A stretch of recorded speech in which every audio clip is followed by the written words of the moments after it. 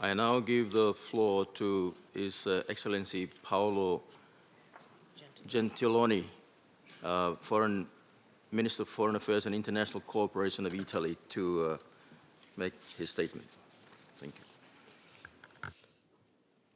you. Dear colleagues, ladies and gentlemen, I'm really proud to be here today, bearing witness to the great humanity of the Italian people in receiving those who land every day on our shores.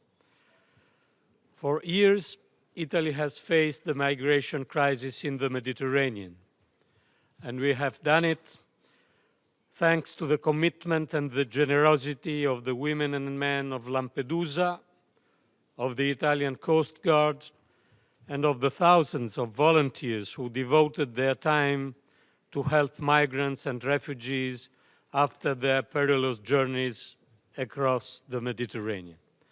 To all those people here in front of you, I would like to extend my gratitude. Italy has long been calling for the involvement of the whole international community in managing the migratory phenomenon.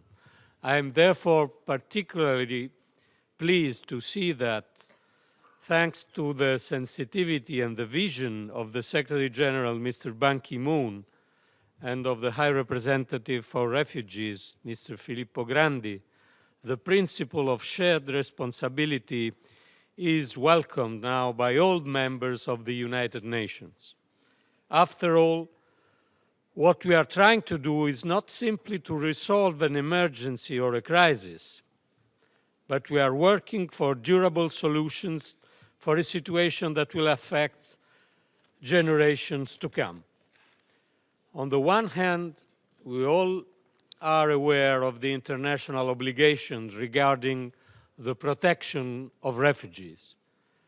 Such protection is due to those who are fleeing war and persecution.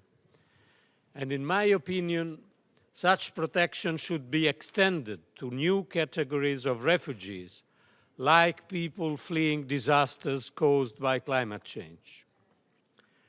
On the other hand, even those seeking a better life, those fleeing poverty and the lack of a future, have the right to an answer from us. They have the right to hope.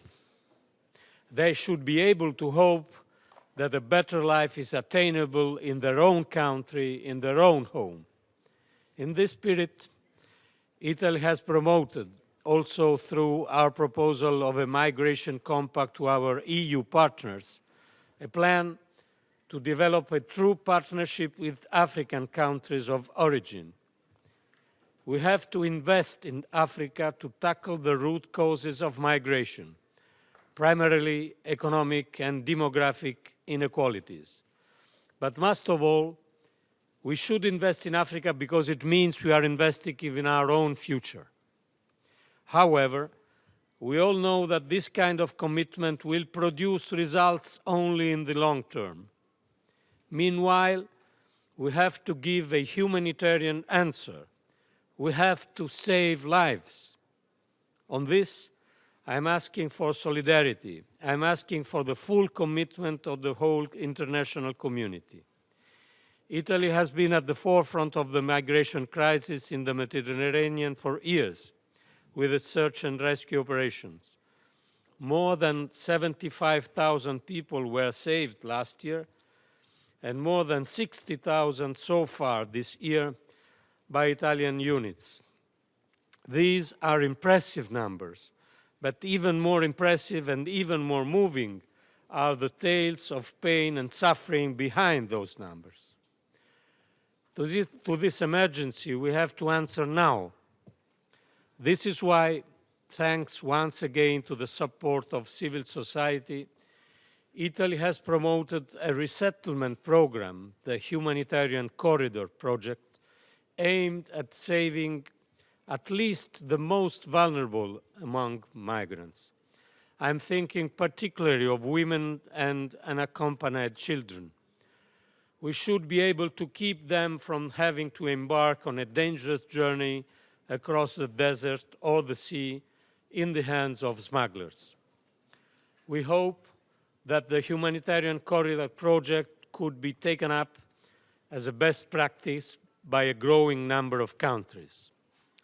Let's give protection to refugees, but also let's give hope to those that have lost it, to the weakest among migrants, like children and like women who travel alone.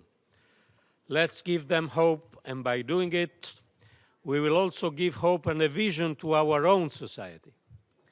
By protecting the most vulnerable, we are also protecting our own values. By saving children's lives, we are saving our own future. Let's invest in our future. Let's refuse the idea that today, for some young women, for some small children, the only prospect is to rely on smugglers. We need to give an immediate answer to those in need of protection and a practical solution for the most vulnerable migrants. This is Italy's commitment here today. This is my appeal to all of you: protection not only for refugees, but also for vulnerable migrants. We will raise this issue with our partners during Italy's presidency of the G7 next year. Do not allow, ladies and gentlemen, that a child fleeing from Aleppo find his death on a Mediterranean shore. Thank you.